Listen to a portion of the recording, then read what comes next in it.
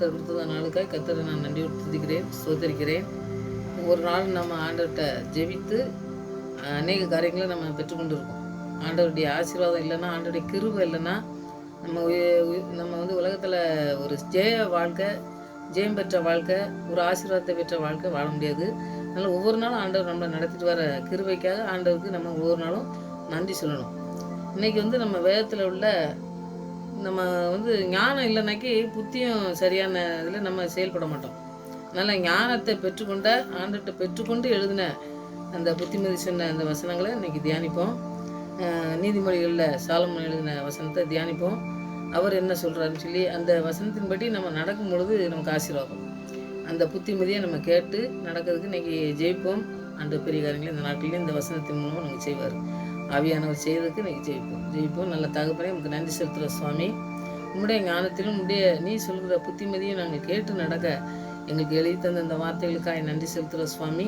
இந்த மனுஷனை ஞானத்தினால் நிறைத்து நீங்கள் எழுதி தந்த இந்த வார்த்தைகளை நாங்கள் ஆண்டவரை கடைபிடிக்கத்தக்கதான கிருபையை எங்களுக்கு தர வேண்டுமா ஜெபிக்கிற சுவாமி. உங்களுடைய கிருபை இல்லை என்றால் நாங்கள் ஆண்டவரை இதை கடைபிடிக்க முடியாது. அந்த ஆவியானவரின் வழிநடத்தலுக்கு எங்களை நாங்கள் முழுவதுமாய் அர்ப்பணிக்கிறோம் சுவாமி.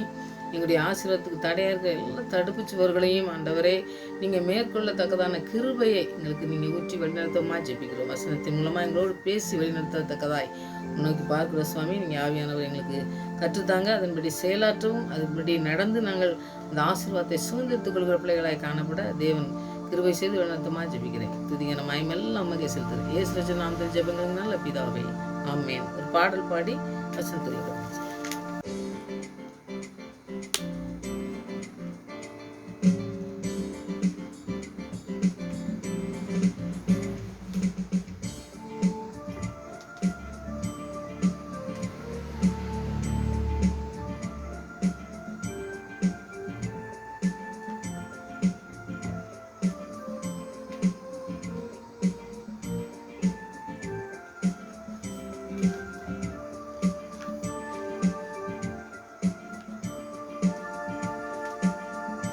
விளைந்த பலனை அறுப்பாரில்லை, விளைவின்னார் பலன் வாடிடுதே, அறுவடை மிகுதி ஆளோ இல்லை, அந்தோ மனிதர் அழிகின்றாரே. விளைந்த பலனை அறுப்பாரில்லை, விளைவின்னார் பலன் வாடிடுதே, அறுவடை மிகுதி ஆளோ இல்லை, அந்தோ மனிதர் அழிகின்றாரே.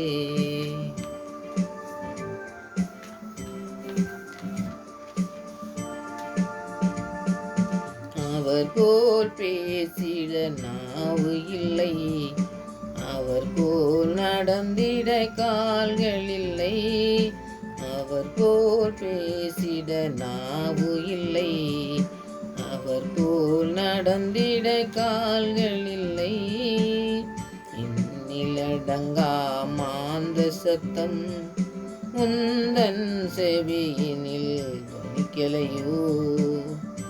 இந்த பலனை அறுப்பாரில்லை, விளைவின்னார் பலன் வாடிடுதே, அறுவடை மிகுதி ஆளோ இல்லை, அந்தோ மனிதர் அழிகின்றாரே.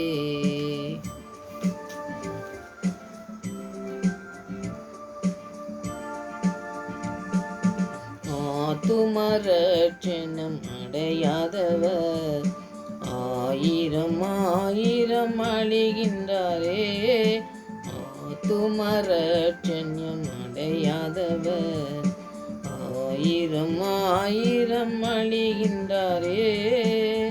திறப்பின் வாசலில் நிற்பவர் யார், தினமும் அவர் குரல் கேட்கலையோ. திறப்பின் வாசலில் நிற்பவர் யார், தினமும் அவர் குரல் கேட்கலையோ.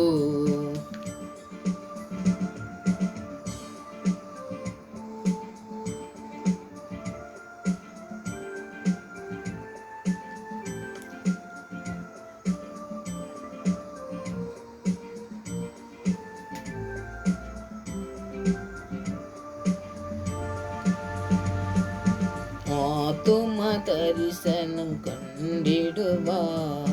ஆண்டவர் வாக்கினை ஏற்றிடுவாய். ஆத்தும தரிசனம் கண்டிடுவாய். ஆண்டவர் வாக்கினை ஏற்றிடுவாய். இணைந்து சென்று சேவை செய்வாய். விளைவின் பலனை அறிந்திடுவாய். இணைந்து சென்று சேவை செய்வாய். விளைவின் பலனை அறிந்திடுவாய்.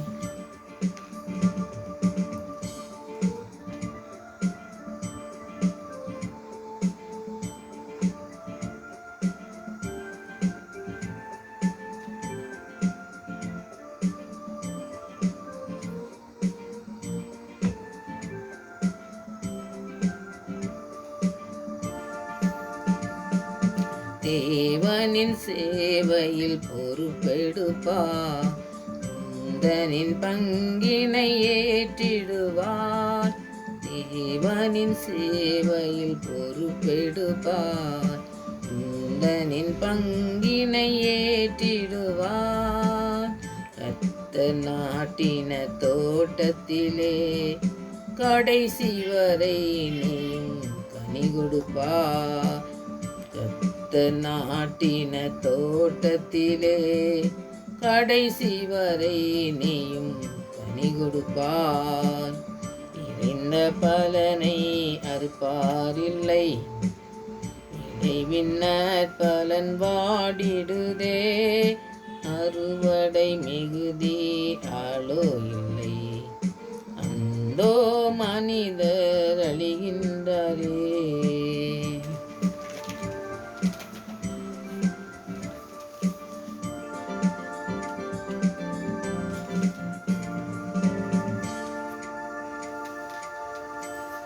ஆண்டவர் வார்த்தையின் மூலமாக நம்ம புத்திமதிகளை கேட்கணும்னு சொல்லி இன்றைக்கி அதை தான் நம்ம தியானிக்க போகிறோம்.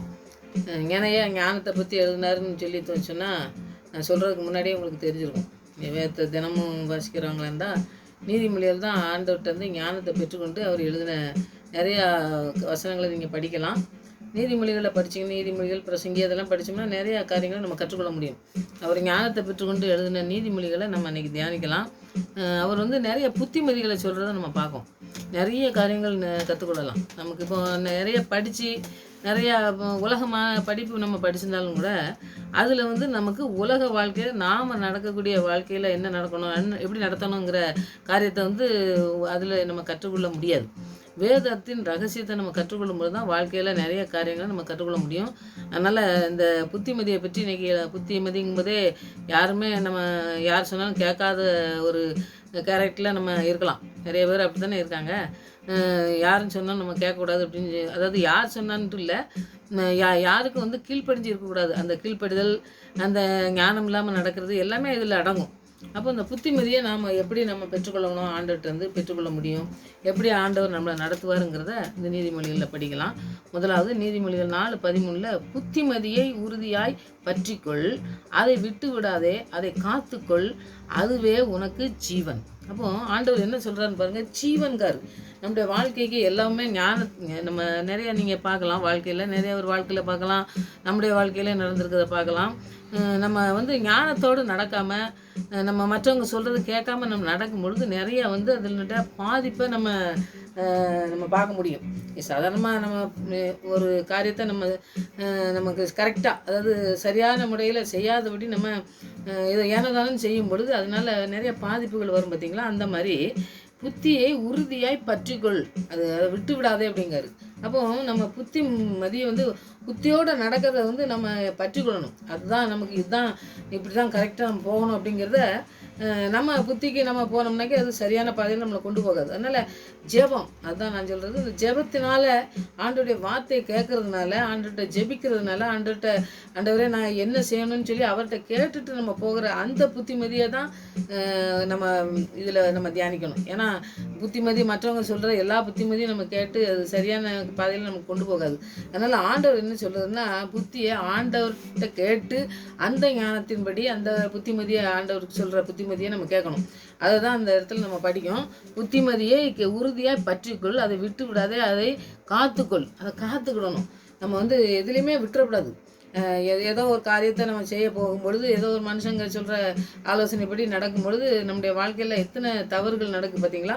அந்த மாதிரி நடக்காமல் அதை அந்த ஆண்டவர் சொல்கிற வார்த்தையை காத்துக்கொள்ளணும்.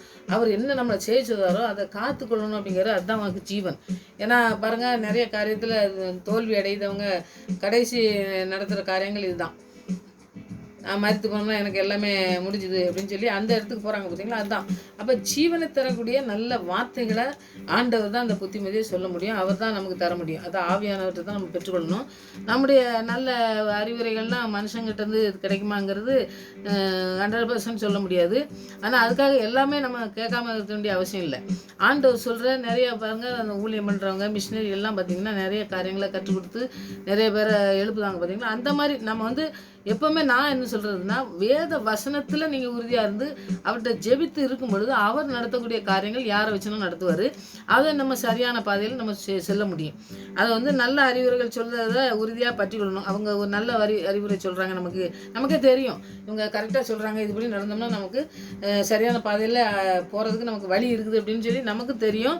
நம்ம அந்த ஆண்டுகிட்ட அந்த ஜெபிக்கிற அந்த பிள்ளைங்களாக இருந்தோம்னாக்கி அது தெரியும் நமக்கு. அதுபடி நம்ம நடக்கணும். அதை வந்து அதை விட்டு விலகாமல் இருக்கணும். அதில் நம்ம காத்துக்கொள்ளணும். அது வந்து ஒரு அடி கூட நம்ம யாராவது சொன்னாங்கன்னு சொல்லி நம்ம திரும்பி பார்த்து நம்ம உப்புத்துணா மாறின மாதிரி ஆண்டவர் என்ன சொல்கிறதோ அதுபடியாக நம்ம நடக்கணும். அதில் வந்து மேடு பள்ளங்கள் வரலாம் நம்முடைய வாழ்க்கையில் போகும்பொழுது. ஆண்டவர் சொல்லும் பொழுது அதை ஆண்டுகிட்ட தான் நம்ம பற்றி பிடித்துக்கொள்கிறவரை எனக்கு நடக்க முடியல, நீங்கள் செமந்து சொல்கிறவ எனக்கு நீங்கள் சொல்லுவீங்க, அதில் நடக்கிறதுக்கு எனக்கு பலன் இல்லாமல் இருக்கு, எனக்கு பலன் தாங்க, அப்படி தான் பவுல்லாம் ஜெபம் பண்ணுறாரு. அப்படி ஜெபித்து நம்ம போகும்பொழுது இந்த இடத்துல நம்ம விலகாமல் இருக்க முடியும், அதை காத்துக்கொள்ள முடியும். அவரை வந்து நம்ம எப்படி நம்ம உயிரை காப்பாற்றோம்னா இன்றைக்கி பாருங்கள், நம்ம வந்து உடனே ஒரு ஏதோ நோய் வந்துச்சுன்னா உடனே போய் என்ன பண்ணுறோம், டாக்டர்கிட்ட போகிறோம், டாக்டரை பார்க்க சொல்கிறோம், திருப்பி இதுக்கு என்னென்ன தேவையோ அதை வந்து நம்ம உயிரை காப்பாற்றுறதுக்கு என்ன செய்யணுமோ அதை வந்து நம்ம செய்கிறோம் பார்த்தீங்களா? அது மாதிரி நம்முடைய ஜீவன் ரொம்ப விலையேறப்பட்டது. இப்போ நம்ம ஜீவன் இல்லைன்னாக்கி தான் நம்ம என்ன செய்கிறோம், உயிரே இல்லைன்னாக்கி என்ன ஒன்றுமே இல்லை. அதனால் அந்த ஜீவனை காத்துக்கொள்வதற்கு ஆண்டோடைய வார்த்தை தான் நமக்கு போதுமானது. அது வந்து ஆண்டவர் வந்து மனுஷ ரூபம் எடுத்து நமக்காக அந்த எல்லாத்தையும் செய்து முடித்து அந்த ஞானத்தை நமக்கு தந்திருக்காரு. அந்த அந்த அவர் தரக்கூடிய ஒரு எல்லா ஆசீர்வாதமே உண்மையானது. ஏன்னா ஒன்று சொல்லுவாங்க, மனுஷன் கொடுக்கறது போலி. அதாவது நிறைய பார்த்திங்கன்னாக்கி பொருட்கள் வாங்கும்போது அதில் வந்து முத்திரை குத்திருப்பாங்க. நிறையா நம்ம நியூஸ்லாம் பார்க்க பார்த்தீங்களா? அந்த மாதிரி அதே அந்த கம்பெனியில் இருக்க மாதிரியே ஒரு சீலெல்லாம் இது பண்ணி அந்த மாதிரி விற்கிறவங்களாம் நிறைய இருக்காங்க. அதெல்லாம் போலி அப்படின்னு சொல்லுவாங்க. அது நம்ம கண்டுபிடிக்க முடியாது. இப்போ ரூபா நோட்லேயே அந்த மாதிரிலாம் நிறைய சொன்னாங்க. அந்த மாதிரிலாம் இருக்கிற காரியம் இருக்கும் பொழுது நாம் வந்து அந்த போலியானதை கண்டுபிடிக்கணும்னாக்கி நிஜமானதை நம்ம பற்றி பிடித்து கொண்டோம்னாக்கி அந்த போலி நமக்கு தெரிஞ்சிடும். அவங்க வந்து அவ வந்து என்ன செய்யலை, அது நெசம் கிடையாது, அது வந்து பொய் சொல்கிறாங்க அப்படிங்கிறதெல்லாம் நமக்கு தெரியும்னா ஆவியானவர் நமக்கு உணர்த்தக்கூடிய அந்த ஞானம், அந்த ஆண்டவருடைய வசனம் நமக்கு இருந்தால் தான் அந்த புத்திமதியை கொடுத்து நம்ம அந்த புத்திமதி அந்த ஞானம்லாம் இருந்தால் தான் நம்ம நடத்த முடியும். அதுதான் ஆண்டவருக்கு கொடுக்குற ஜீவன். அந்த ஜீவனை நம்ம காத்துக்கிறோம்னாக்கி ஜீவன் இருக்கிற வரை ஆண்டவர் வழிநடத்தலுக்கு நம்ம முழுவதுமாக அர்ப்பணிக்கணும். அவருடைய ஞானத்தையும் அவருடைய புத்திமதியும் நம்ம உறுதியாக பற்றி கொடுத்துக்கொண்டு அதை விட்டு விலகாமல் அதை காத்து கொள்ளும் பொழுது நம்ம ஜீவனை காக்கும். அப்போ நம்ம ஜீவனுக்கு வரக்கூடிய எல்லா காரியத்தையும் ஆண்டவர் செய்து முடிச்சாரு. அதை தான் நம்ம பார்ப்போம். இப்போ பாருங்கள், இந்த உலகத்தில் வாழும் பொழுது ஆண்டவர் வந்து என்ன செஞ்சாருன்னா, லூக்கா 2:46-52 நீங்கள் படித்து பார்த்தீங்கன்னாக்கி அவர் உலகத்தில் வாழும்போது வேலை செஞ்சார். வேலை செஞ்சு அவங்க சகோதரர்கள்லாம் அவர் பாதுகாத்து அவர் வழி நடத்தக்கூடிய ஒரு காரியத்தெல்லாம் செஞ்சாருன்னு நம்ம பார்க்கோம். ஏன்னா மனுஷர் ரூபம் எடுத்து அவர் வந்து மனுஷர் செஞ்ச எல்லா காரியமும் செய்து முடித்து நம்மளை மாதிரி எல்லா காரியத்திலையும் இருந்து நம்ம இப்போ தவறி போகிறோம்ல, அந்த மாதிரி தவறி போகாத ஒரு வாழ்க்கையை வாழ்ந்து காட்டின ஒரு மனுஷனாக பிறந்து வாழ்ந்து மரித்து உயிர் தெழுந்த தேவன் தான் நமக்கு சொந்தமான தேவனாக இருக்கிறதுனால பாருங்கள், நம்மளை மாதிரி ஒரு வேலை பார்த்தாருன்னா அவங்க அப்பா இறந்த உடனே அவங்க அப்பா வேலையை பார்த்தாருன்னு சொல்லி நாம் பார்க்கோம். ஆனால் வந்து எந்த உலக வேலையில் இருந்தாலும் சரி, இந்த உலக வேலையில் இருக்கும்போது ஆண்டவருக்கு பிரியமாக வாழ முடியாதுன்னு சொல்கிறாங்க. ஆனால் ஆண்டவர் வந்து வாழ்ந்து காட்டினார். ஆண்டவர் பிதாவின் சித்தத்துக்கு சரீரத்தையும் இந்த பிதாவின் சித்தத்துக்கு எல்லாத்தையும் முழுமையாக அர்ப்பணித்து வந்தார். அப்போ வந்தது நோக்கத்தை வந்து அவர் ஒரு அடி கூட என்ன செய்யலை. யார் என்ன சொன்னாலும் சரி, தம்பி அண்ணன் எல்லாம் தம்பிகள்லாம் சொல்கிறாங்க பிரபலமாகன்னா பொண்ணுங்க என்ன சொன்னாலும் சரி, யார் என்ன சொன்னாலும் என்ன செய்யலை, அவர் வந்து அதை கேட்கவே செய்யலை. பிதா என்ன அனுப்பின நோக்கத்தை நான் நிறைவேற்றணும், ஆனால் மனுஷனாக பிறந்ததுனால இந்த வேலையை நான் செஞ்சு இந்த குடும்பத்தை எல்லாம் பார்க்கக்கூடிய ஒரு காரியத்தை செய்யணுனாரு. அப்போ நம்முடைய வாழ்க்கையில் இதெல்லாம் வந்து பாருங்கள், ஆண்டவர் பிறந்தது, ஆண்டவர் வளர்ந்தது, ஆண்டவர் சிலுவைக்கு போனது, அவருடைய பிதா சித்தத்துக்கு எப்படி ஒப்பு கொடுத்து வாழ்ந்தாருங்கிறதெல்லாம் அவருக்கு எவ்வளோ ஞானம், எவ்வளவோ அவளுக்கு கொடுத்து தான் ஆண்டவர் பிதா அனுப்புனார். ஆனால் ஆண்டவர் பிதாவிட்ட கேட்காம எந்த இதையுமே செய்யலைன்னு சொல்கிறாரு. அப்போ நம்மளுடைய வாழ்க்கையில் பார்த்திங்கன்னாக்கி உறுதியாக பற்றி பிடித்துக்கொள்ளணும்னாக்கி ஆண்டவருடைய புத்திமதி, ஆண்டவருடைய ஞானம் நமக்கு வேணும். அந்த ஞானத்தை பெற்றுக்கொள்ளணும். இப்போ ஞானத்தின் உரையோடமே அவர் தான்.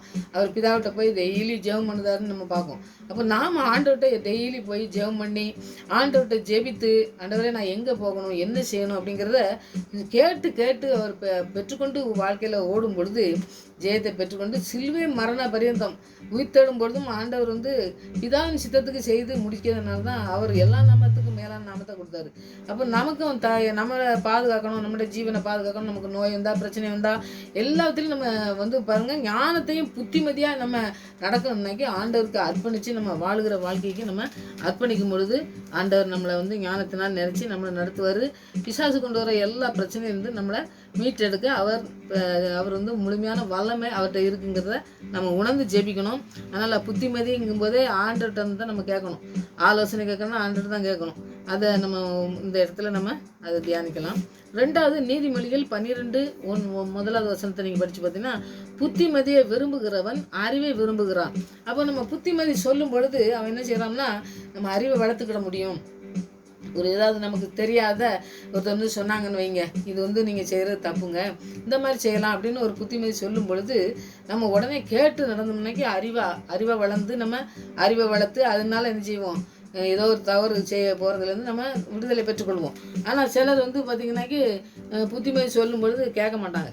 அதை கேட்க மறுத்துட்டு இதெல்லாம் நாங்கள் கேட்க வேண்டிய அவசியம் இல்லை, இது வந்து நீங்கள் சொல்கிறது வந்து சரியில்லை அப்படின்னு சொல்லி சொல்லக்கூடிய காரியங்கள் நிறையா குடும்பங்கள்லே இருக்குது.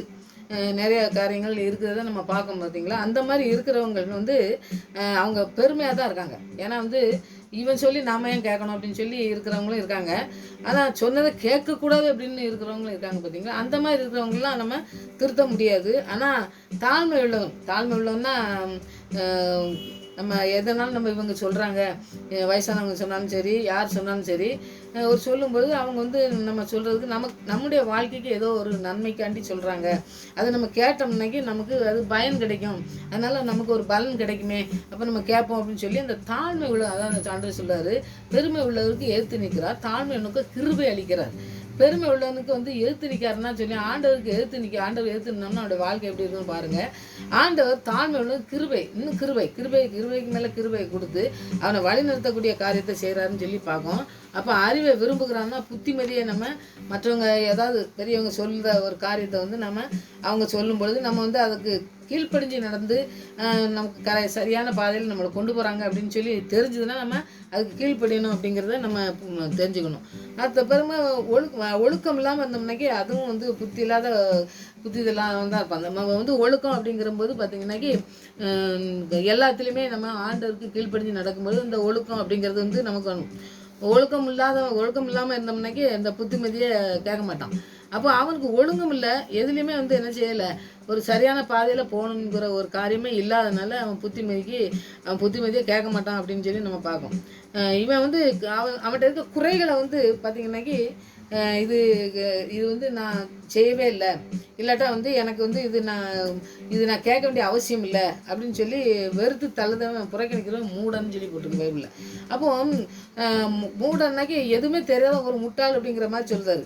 ஆண்டவருடைய வசனத்துக்கு, ஆண்டவருடைய வார்த்தைக்கு கீழ்ப்படிஞ்சு வாழ்க்கையில் நம்ம நடக்கும் பொழுது தான் நம்ம ஞானத்தோடு வளர்ந்து புத்திமதிகளை கேட்டு ஆண்டவர் வாழும்போது தான் அந்த ஞானத்தினால நம்ம ஆண்டவர் ஆசீர்வதிக்கிறத நம்ம பார்க்க முடியும். ஞானம் இல்லைன்னா, புத்திமதி இல்லைனாக்கி, புத்திமதியை கேட்கலனாக்கி நிறைய காரியங்கள் தோல்வி அடைஞ்சிருக்கிறத நீங்கள் வாழ்க்கையில் பார்க்கலாம். அதனால் நிறைய காரியங்கள் நீங்கள் கற்றுக்கொள்ளுங்க. ஆண்டவர் சொல்கிற காரியங்களை முதலாவது நான் என்ன சொல்லுவேன்னா, புத்திமதியை கேளுனாக்கி ஆண்டவர் வசனத்துக்கு முதலாவது நீங்கள் முதலிடம் கொடுக்கணும். அந்த முதலிடம் கொடுத்து நம்ம ஆண்டவர்கிட்ட ஜெபிக்கும் பொழுதே இந்த புத்திமதி, ஞானம், இது எல்லாமே வழிநடத்துறதுக்கு எல்லாமே வந்து நமக்கு கிடைக்கிறதுக்கு வசனங்கள் நிறைய இருக்குது. அதை படிக்கும் பொழுது நம்ம ஆண்டவர் ஆசீர்வதிக்கிறதுக்கு வல்லமுள்ளவராக இருக்கார். அதனால் 3வது பார்த்தீங்கன்னாக்கி எபிரேயர் 13:22 பார்த்தீங்கன்னா, இந்த புத்திமதியின் வார்த்தைகளை நீங்கள் பொறுமையாக ஏற்றுக்கொள்ளும்படி வேண்டிக் கொள்கிறேன்னு சொல்லி எபிரேயர் எழுதியிருக்காரு. அந்த இடத்த பார்த்தீங்கன்னா புத்திமதியின் வார்த்தைகளை, வார்த்தைன்னா அப்போ சொன்னேன் பார்த்தீங்களா, வார்த்தைகள், நிறைய வார்த்தைகள் ஆண்டவர் வந்து புத்திமதி நமக்கு சொல்கிறாரு. இப்படி நடக்கணும் அப்படிங்கிற காரியங்கள்லாம் நிறைய பைபிளில் இருக்குது. நமக்கு நம்ம இதுக்குன்னு ஒரு புஸ்தகத்தை வாங்கி நம்ம படிக்க வேண்டிய அவசியமே இல்லை. இந்த புத்திமதிகளுக்கு கீழ்ப்படிய வேண்டும்னு சொல்கிறத வந்து ஆண்டவர் என்ன சொல்கிறேன்னா, இந்த அவர் வந்து சுருக்கமாக சொல்லியிருக்காருன்னு சொல்லியிருக்கோம். நீங்கள் முதல்ல இருந்தே நீங்கள் படித்து பார்த்தீங்கன்னா எபிரேயரில் ரொம்ப அந்த வசனம் ரொம்ப அருமையாக இருக்குது. அதை நீங்கள் படிங்க. அவர் வந்து லேவியின் முறைகளை கிறிஸ்துவின் நிறைவான அந்த உயிரோட்டம், அதாவது அவர் வந்து எப்படி வந்தார், எப்படி வந்து அவர் வாழ்ந்தார், என்ன முறைகளெல்லாம் நான் சொல்லி கற்றுக் கொடுக்கேன் அப்படிங்கிறதெல்லாம் கற்றுக் கொடுக்குறத அவர் முன்னாடி நீங்கள் அந்த வசனத்தை நீங்கள் படிச்சிங்கன்னாக்கி எபிரேயரில் ரொம்ப அருமையாக இருக்குது. அந்த வசனத்தை நீங்கள் படிங்க. முதல்லேருந்தே இந்த 13வது அதிகாரம் ஃபுல்லும் படிச்சிங்கன்னாக்கி மேலேருந்து எல்லா காரியங்களும் நிறைய காரியங்கள் கற்றுக் கொடுக்குறத நீங்கள் பார்க்கலாம். அப்போ அத்தனை காரியங்களும் கற்றுக் கொடுத்துட்டு நீங்கள் பொறுமையாக ஏற்றுக்கொள்ளும்படி நான் வேண்டிக்கொள்கிறேன். இந்த வார்த்தைகளை, இந்த புத்திமதி சொல்கிற வார்த்தைகளெல்லாம் நீங்கள் கேளுங்க. ஆண்டவர் வந்து எப்படி செய்து முடித்தார், சிலுவையில் செய்து முடித்தது தான் அவர் வந்து சொல்கிறார். ஆண்டவர் பொறுமையாக சிலுவையில் எவ்வளோ செய்து முடித்தார் நமக்காக, அதை நீங்கள் பொறுமையாக கேட்டு அதன்படி நீங்கள் நடந்து அந்த ஞானத்தின்படி அந்த புத்திமதியின்படி நடக்கும் பொழுது நீங்கள் வலிக்கு விழாதுக்கு சான்ஸே இல்லாது. ஏன்னா வாழ்க்கையில் நிறைய காரியங்கள் வலிக்கு விழுததை நம்ம பார்ப்போம். அந்த இது வந்து பார்த்திங்கன்னா ஆண்டவருடைய புத்திமதிக்கு கீழ்ப்படியும் பொழுது அதுலேருந்து நம்ம ஆண்டவர் நம்ம தப்பித்து நம்மளை கனப்படுத்தி நம்மளை உயர்த்த வல்லமுள்ளவராக இருக்கார். அந்த வசனங்களுக்கு நம்ம கீழ்ப்படிவோம். நிறைய வசனங்கள் இருக்குது. அதெல்லாம் நீங்கள் என்ன ஆண்டவர் சொல்வார், தேடி வாசியுங்கள். வசனத்தை எப்பொழுதுமே பாருங்கள், தேடி வாசிக்கணும். ஆண்டவர் என்னெல்லாம் சொல்லியிருக்காரோ அதெல்லாம் தேடி வாசிக்கும் பொழுது நிறைய காரியங்களை நம்ம கற்றுக்கொண்டு நம்முடைய வாழ்க்கையில் தவறு செய்யாதபடி, வாழ்க்கையில் உண்மையாக ஆண்டவருக்கு உண்மையான முழு இறுதியத்தோடு அவரை தேடுத பிள்ளைங்களா, அவருக்கு அர்ப்பணித்த பிள்ளைங்களா நம்ம வாழ்ந்து அவருடைய வசனத்துக்கு நம்ம நடுங்கிறவனே நோக்கி பார்ப்பேன்னு சொல்லியிருக்காரு. அப்போ அவருடைய வசனம் தான் நமக்கு எல்லா ஜீவன் தரக்கூடியது, நமக்கு எல்லா புத்திமதி, எல்லா ஆலோசனை, நம்ம நடத்த வேண்டிய வழி எல்லாமே காட்டக்கூடியது வார்த்தை தான். அந்த வார்த்தைக்கு நம்ம அர்ப்பணித்து ஜெபிக்கிற பிள்ளைங்களாக இருக்கும்பொழுது ஆண்டவர் பெரிய காரியங்களை நம்முடைய வாழ்க்கையில செய்வார். இப்போது லூக்காவில் நீங்கள் பார்த்தீங்கன்னாக்கி லூக்கா 3ல் நீங்கள் 10லேருந்து இந்த 18 வசனம் வரைக்கும் நீங்கள் படிச்சிங்கன்னாக்கி அதில் நிறைய காரியங்கள் இருக்குது. அதில் பார்த்தீங்கன்னா நீங்கள் அவர் வந்து என்ன சொல்கிறாருன்னா காரியங்களை யோவான் சாணகன் வந்து சொல்கிற ஒரு காரியங்களை தான் நம்ம இந்த இடத்துல படிக்கலாம். 3வது அதிகாரத்தில் 10வது வசனத்தை நீங்கள் படித்து பார்த்தீங்கன்னாக்கி அவர் நிறைய காரியங்களை மேலே சொல்லிகிட்டே வராரு. நிறைய காரியங்கள் ஆபிரகாம் பற்றி மற்ற எல்லாத்தையும் பற்றி சொல்லிகிட்டே வரும் பொழுது நிறைய காரியங்கள் சொல்லி நீங்கள் அந்த 3வது அதிகாரத்தை நீங்கள் ஃபுல்லும் படிங்க.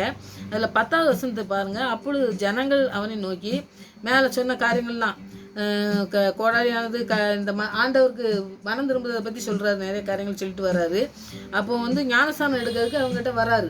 அவங்ககிட்ட நிறைய பேர் வர்றாங்க, ஜனங்கள்லாம் வர்றாங்க. அப்பொழுது ஜனங்களை வந்து நோக்கி அப்படியானால் நாங்கள் என்ன செய்ய வேண்டும் என்று கேட்டார்கள். இப்படிலாம் மேலே இருக்க மாதிரி நடந்துருமே அப்படின்னு சொல்லி சொன்னோம்னாக்கி நாங்கள் என்னையா செய்யணும்னு சொல்லி ஜனங்க வந்து கேட்காங்கங்கிறத 3வது அதிகாரத்தில் 10, 11 நீங்கள் படித்தோம். 10ல் வந்து அவங்க கேள்வி கேட்காங்க. 11ல் யோவான் சாணகன் வந்து விடையை சொல்கிறார் பாருங்க. அவர்கள் அவன் பிரதித்திரமாக 2 அங்கிகளை உடையவன் இல்லாதவனுக்கு கொடுக்க கடவன், ஆகாரத்தை உடையவனும் அப்படியே செய்ய கடவன் என்றான். இப்போ நீங்கள் 2 ஓடா வச்சுருந்தீங்கன்னாக்கி அதுக்கு ஒரு ஓடா கொடுத்துருங்க, சாப்பிடக்கு இல்லாதவனுக்கு சாப்பிட கொடுங்க, அது செஞ்சாலே போதும் நீங்கள் அப்படின்னு சொல்லி சொல்கிறாரு. ரொம்ப லேசாக அவங்க வந்து என்ன செய்யலாம், கடைபிடிக்கக்கூடிய ஒரு காரியத்தை சொல்கிற மாதிரி சொல்கிறாரு. அப்போது நீ மற்றவனுக்கு வந்து இரக்கம் பாராட்டு, நீ வந்து என்ன செய்ய, மனம் திரும்பி நீ வந்து என்ன செய்ய, மற்றவனுக்கு கெடுதல் பண்ணுறதுக்கோ மற்ற ஏதோ பண்ணுறதுக்கு நீ வந்து இருக்காத. மற்றவனுக்கு கொடுக்கணுங்க ஒரு நீங்கள் பாருங்கள், கொடுக்குறவனுங்க ஒரு விருப்பம் இருந்தாலே பாருங்கள் அவங்களுடைய வாழ்க்கையில் மற்ற காரியங்கள், இந்த தீமையான காரியங்கள் இருக்கிறதுக்கு வாய்ப்பே இருக்காது. அந்த மாதிரி காரியத்தை தான் அவர் வந்து சொல்கிறத நம்ம பார்ப்போம். அடுத்தது பார்த்திங்கன்னாக்கி ஆயக்காரன் வந்து அவனும் கேட்கான் பாருங்கள். 3வது அதிகாரத்தில் 12லேருந்து 13 வரைக்கும் 12 ஆயக்காரனும் ஞானஸ்தானம் பெற வந்து அவனை நோக்கி போதகரே நாங்கள் என்ன செய்ய வேண்டும் என்று கேட்டார்கள். இவனை நான் என்ன செய்யணும்னு கேட்கான். பாருங்கள், ஜனங்கள் கேட்டாங்க, ஜனங்கள்கிட்ட சொல்லிட்டாரு, 2 அங்கி இருந்ததுன்னா சாப்பாடு இருந்தால் அதெல்லாம் நீ வந்து என்ன செய் கொடுன்னு சொல்லி கொடுக்கணும்னு சொல்லி சொன்னார். அதோடு முடிச்சுக்கிட்டாரு. இவங்க வந்து கேட்டோன்னா ஆயக்காரன்னு சொல்றாரு. அதற்கு அவர் வந்து என்ன சொல்றாரு, உங்களுக்கு கட்டளையிட்ட இருக்கிறதுக்கு அதிகமாய் ஒன்றையும் வாங்காதிருங்கள் என்றான்.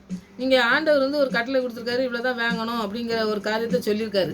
அதுக்கு மீறி நீ எந்த வாங்கி நீ வந்து செய்யாத. ஏன்னா அவங்க வந்து அந்த மாதிரி வாங்கி நிறைய காரியங்கள் செஞ்சாங்கன்னு சொல்லி நம்ம பார்ப்போம்.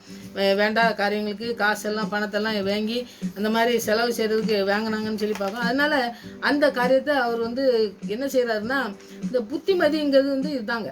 இப்போ மனுஷன் ஜனங்களுக்கு என்ன செய்யணும்னு தெரியாது, ஜனங்களுக்கு சொல்கிறாரு. ஆயக்காரன் என்ன செய்யக்கூடாதுன்னு சொல்லி என்ன செய்யணும்னு கேட்கான். மனம் திரும்பினாக்கி ஞானஸ்தானம் பெறதுக்கு வரும்போது என்ன செய்யணும்னு சொல்கிறாரு. அடுத்தது பார்த்தா போர் சேவகர்கள் வராங்க. அவங்களுக்கு எல்லாம் கூட்டம் கூட்டமாக தான் வந்து கேள்வி கேட்கறது. ஒருத்தன் வந்து கேட்கறது இல்லை, கூட்டம் கூட்டமாக வந்து கேள்வி கேட்கறத நம்ம பார்ப்போம். இப்போ 3வது இடத்துல இவன் 14வது வசனத்தை நீங்கள் படித்து பார்த்தீங்கன்னா, போர் சேவகரும் அவனை நோக்கி நாங்கள் என்ன செய்ய வேண்டும் சொல்லி இவனும் நான் என்ன செய்யணும்னு கேட்கான். பாருங்கள், எல்லாம் தெரிஞ்சவங்க தான், எல்லாம் தெரியாதவங்க கிடையாது. ஆனால் இவர் மேலே சொன்ன காரியங்களுக்காண்டி இவங்க வந்து எல்லாரும் வந்து என்ன செய்கிறாங்க, கேள்வி கேட்காங்க. அதற்கு அவன், நீங்கள் ஒருவருக்கும் இடுக்கண் செய்யாமலும் பொய்யாய் குற்றம் சாட்டாமலும் உங்கள் சம்பளமே போதும் என்று இருங்கள் என்றான். இவன் போர் சேவகனை பற்றி பாருங்கள், நிறைய காரியங்களை சொல்லுறதை நம்ம பார்க்கோம்.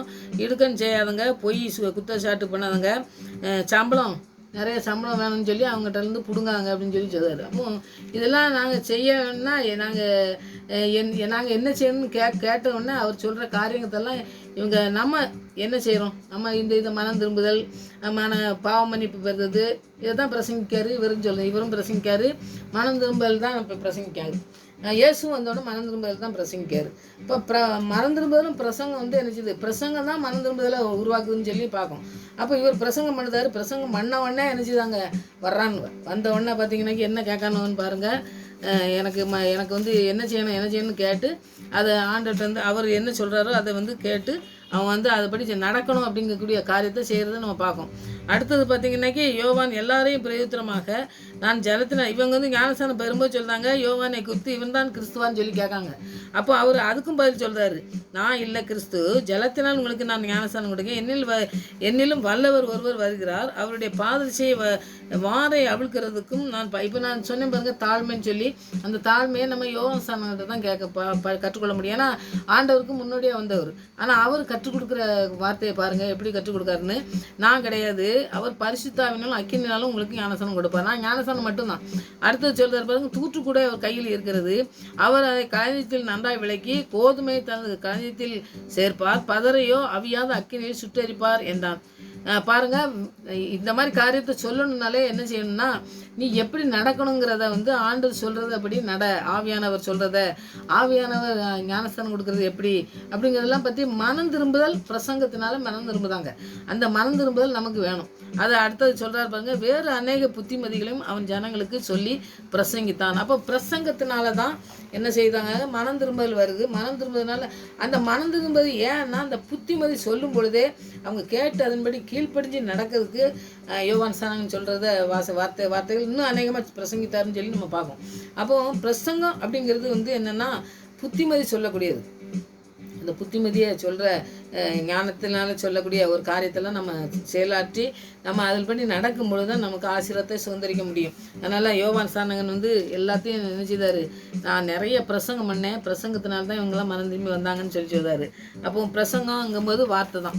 ஆண்டோடைய வார்த்தைக்கு நம்ம முதலிடம் கொடுத்து ஆண்டவர் சொல்கிற காரியத்தை நம்ம செயலாற்றி நம்ம நடக்கும் பொழுது நம்ம பாக்கியவானாக இருப்போம்னு சொல்லி பார்ப்போம். 3 நீதிமொழிகளில் 3வது அதிகாரத்தில் 13வது வசனத்தை நீங்கள் படித்து பார்த்தீங்கன்னா, நீதிமொழிகள் 3வது அதிகாரத்தில் 13வது வசனம் நீங்கள் படித்து பார்த்தீங்கன்னா, நீங்கள் வசனத்தை படித்து நீங்கள் நோட் பண்ணி படிங்க. 13வது வசனம் பாருங்கள், ஞானத்தை கண்டடைகிற மனுஷன் புத்தியை சம்பாதிக்கிற மனுஷனிலும் பாக்கியவான். பாருங்கள், ஞானத்தை கண்டடைய மனுஷன் ஞானம் இருக்கணும். அடுத்தது பாருங்கள், புத்தியை சம்பாதிக்கிற மனுஷனும் பாக்கியவான்கள். அப்போ புத்தியை முதல்ல சம்பாதிக்கிறதுனா எப்படி, ஆண்டவர்கிட்ட வசனத்தை ஒவ்வொரு நாளும் இன்னும் அதிகமாக தியானிக்கும் பொழுது அந்த வசனத்தின் மூலமாக தான் நமக்கு பாருங்கள். இப்போ யோவான் ஸ்நானகன்கிட்ட வந்து எப்படி அவங்க வந்து மன்னிப்பு கேட்டு ஐயோ நாங்கள் என்ன செய்யணும்னு சொல்லி கேட்காங்க பார்த்தீங்களா. அப்போ ஆண்டவருடைய வழிநடத்தலுக்கு எப்படி வழிநடத்தணுங்கிறத அவர் வந்து சொல்லிக் கொடுக்காரு. அப்படி சொல்லிக் கொடுக்கும்போது அவன் வந்து அந்த பிரசங்கத்தின் மூலமாக அவன் அந்த வார்த்தையை கேட்டதன் மூலமாக என்ன செய்தான், பாக்கியவானாக மாறுதான். அப்போ அதை தான் இங்கே சொல்கிறாரு, நம்ம புத்திமதியை சம்பாதிக்கணும். புத்திமதியை நம்ம வசனத்தின் மூலமாக தான் சம்பாதிக்க முடியும். அந்த பிரசங்கத்தின் மூலமாக தான் நம்ம அதை பெற்றுக்கொள்ள முடியும். அந்த ஞானத்தை நம்ம பெற்றுக்கொள்ளணும்னாக்கி வசனத்தை நம்ம தியானிக்கணும். வசனத்தின் மூலமாக ஆண்டவர் பேசுகிற வசனத்துக்கு நம்ம அர்ப்பணித்து ஜெபிக்கும் பொழுது ஆண்டவர் பெரிய காரியங்களை நம்முடைய வாழ்க்கையில் செய்வார். அந்த வார்த்தைக்கு நம்ம முதலிடம் கொடுக்கணும். அந்த வார்த்தைக்கு முதலிடம் கொடுத்து, ஆண்டவரே உங்கள் ஞானத்தினால் எங்களை நிறைங்க, நீங்கள் சொல்கிற புத்திமதிக்கு நாங்கள் ஒப்பு கொடுத்து இன்றைக்கி வாழறதுக்கு நாங்கள் முழுவதுமாக நாங்கள் அர்ப்பணிக்கிறோம் ஆண்டவரே. நீங்கள் அற்புதமாக எங்களை நடத்தி ஆசீர்வதித்து வழி நடத்துங்க ஆண்டவரேன்னு சொல்லி நீங்கள் அர்ப்பணிங்க. இந்த வசனங்கள்லாம் நிறைய வசனங்கள் இருக்குது, அதெல்லாம் நீங்கள் தியானிங்க. ஆண்டவர் பெரிய காரியங்களை நம்முடைய வாழ்க்கையிலும் செய்வார். உலக புத்திமதிக்கு நம்ம போகாதபடி நம்மளை காத்து வழி நடத்த வல்லமுள்ள தேவன் இருக்கார். அவர் சொல்லுகிற புத்திமதியை, அவர் கொடுக்குற ஞானத்தை, அவர் கொடுக்குற ஆலோசனைப்படி நம்முடைய வாழ்க்கையை, நம்முடைய பிள்ளைகளுடைய வாழ்க்கையெல்லாம் நம்ம அமைத்து ஆண்டவருடைய ஆசீர்வாதத்தை பெற்றுக்கொள்ள அநேக பிள்ளைகளை எழுப்ப ஆண்டவர் வழி நடத்தப்பட இன்னைக்கு ஒப்பு கொடுங்க. ஆண்டவர் பெரிய காரியங்களை செய்வார். ஆமென். ஜெயிப்போம்.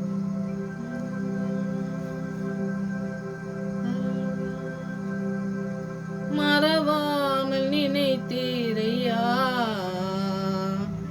மனதார நன்றி சொல்வே. எங்களை மறவாமல் நினைத்தீரையா, மறவாமல் நன்றி சொல்வே. இரவும் பகலும் எங்களை நினைச்சு இதுவரை உதவினீரே.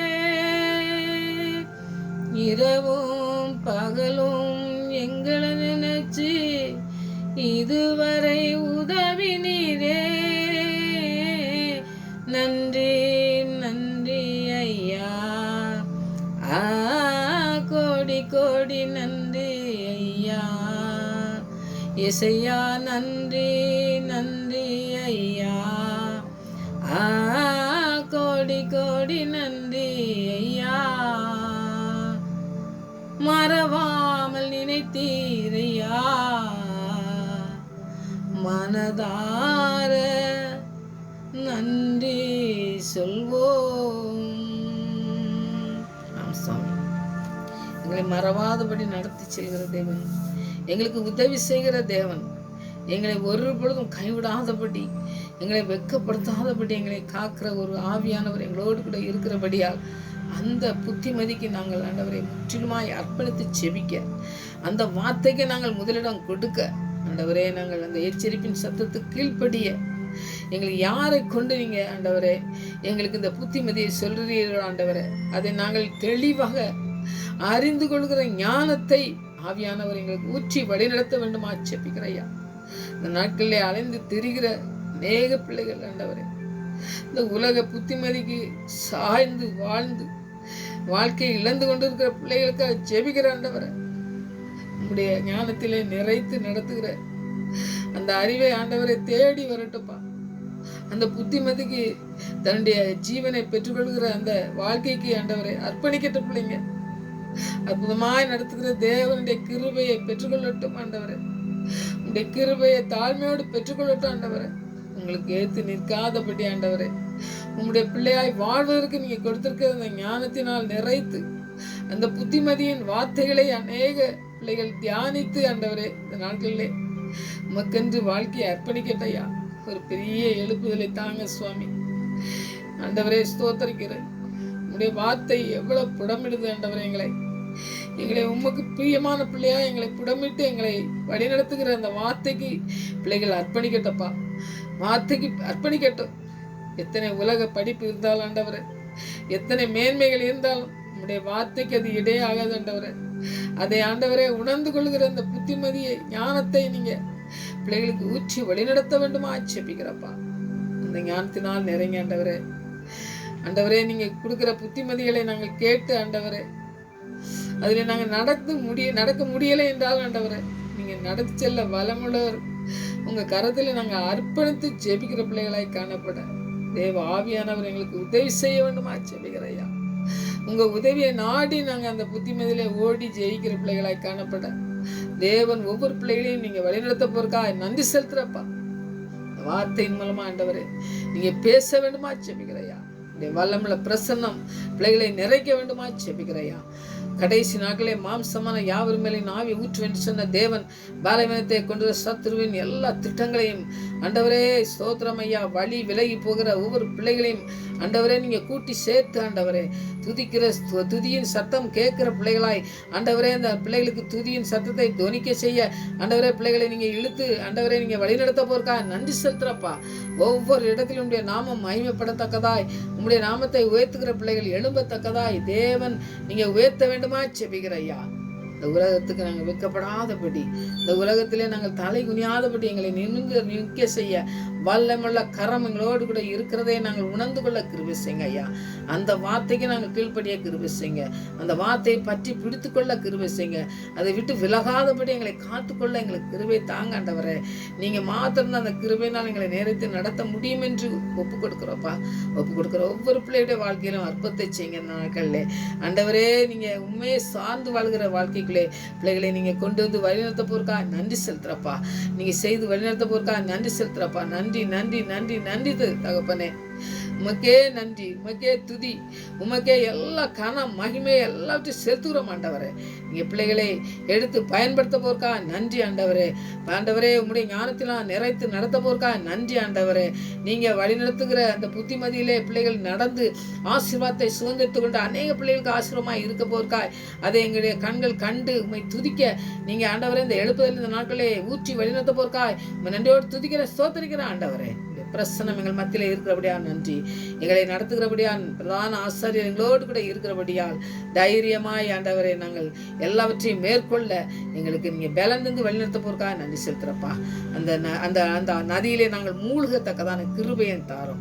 அப்படியே ஆவியானவர் எங்களை வழிநடத்தத்தக்கதாய் ஆண்டவரே பிள்ளைகள் கேட்கிற பிள்ளைகளுக்கு என்ன குறையா இருந்தாலும் சரி, எந்த ஆண்டவரே எந்த இடத்துல சாய்ந்திருந்தாலும் சரி தகப்பனே நிமிர்ந்து நிற்க செய்ய உங்களுடைய வார்த்தையின் மூலமாய் நீங்க செய்து வழிநடத்த போறக்காக நன்றி செலுத்துறேன்.